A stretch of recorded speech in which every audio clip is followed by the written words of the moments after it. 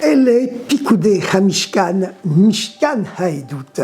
Voici le bilan chiffré du sanctuaire, le sanctuaire du témoignage. La paracha, la section biblique Pikoudé, le bilan chiffré du sanctuaire du désert que Moshe et le peuple juif avaient construit dans le désert et qui préfigurait le futur temple de Jérusalem. Eh bien, la paracha de Pikoudé, la paracha du bilan chiffré, qui fait la somme de tous les matériaux et de toutes les mesures utilisées pour édifier ce sanctuaire à Dieu, ce sanctuaire qui est un microcosme du cosmos, dans lequel sont présents de façon symbolique, spirituelle, tous les mondes spirituels qui nous relient à Dieu, et puis également l'ensemble des galaxies, tout est contenu dans ce sanctuaire qui est le lieu où Dieu réside. Eh bien, cette paracha est la quatrième et la dernière des 4 sections bibliques, des 4 parachiotes qui sont consacrés justement à l'édification du sanctuaire du désert.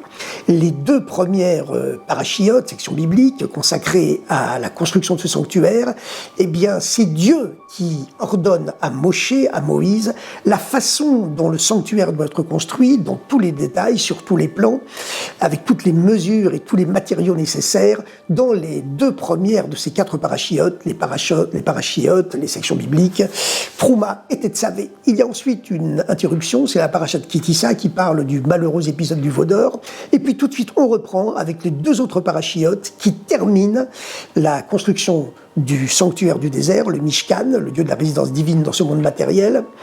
Mais cette fois-ci, ce n'est plus Dieu qui parle à Moshe, c'est le récit de la façon dont les Hébreux, à l'époque, ont construit le sanctuaire sous les indications de Moshe, et puis ensuite le bilan chiffré, le bilan total de tous les matériaux et de toutes les mesures utilisées dans la dernière des parachiotes. Tout va d'après la conclusion, d'après la fin, la paracha Pikoudé, la paracha de cette semaine. Donc cette paracha Pikoudé, le bilan chiffré du sanctuaire.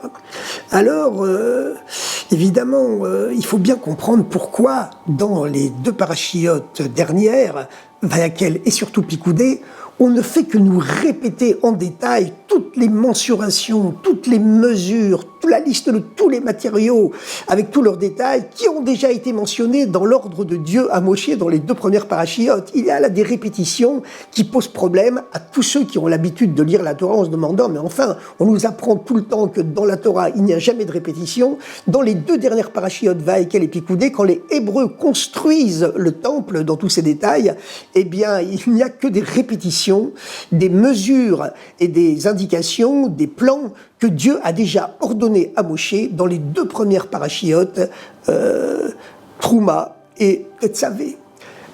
C'est très simple, la réponse est très simple, bien qu'elle soit très profonde évidemment.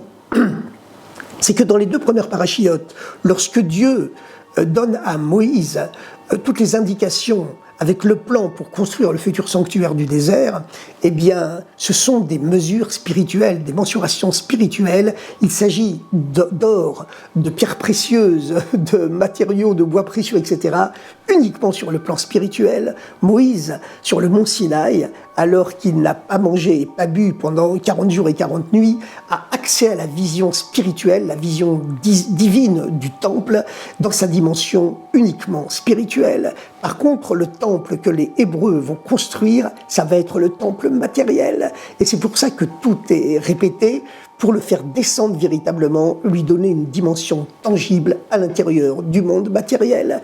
Mais le plus important des 2 temples, le temple spirituel qu'a vu Moshe sur le mont Sinaï, et le temple matériel que les Hébreux construisent ensuite dans les dernières parachiotes, avec le bilan final chiffré dans la paracha de Pikoudé, eh bien lequel des 2 est le plus important? C'est bien sûr le temple matériel, car la spiritualité, le spirituel, ce n'est qu'un dévoilement de la divinité, tandis que l'essence de Dieu lui-même ne se trouve que dans le matériel. Et c'est la raison pour laquelle les mots de la Torah sont toujours très précis. Eh bien, le premier verset commence par la répétition, justement, du mot Mishkan, sanctuaire, elle est picoudée à Mishkan. Voici le bilan chiffré du Mishkan, du sanctuaire. Et tout de suite, on répète, Mishkan Haïdout, le sanctuaire du témoignage. La première fois qu'est mentionné le mot Mishkan dans ce premier verset de la paracha, c'est le sanctuaire spirituel que Dieu avait montré à Moïse, détaché de toutes les choses matérielles, sur le mont Sinaï. Et puis, la deuxième fois qu'est mentionné le mot Mishkan, elle est picoudée à Mishkan, Mishkan Haïdout. Voici le bilan chiffré du sanctuaire, le sanctuaire du témoignage.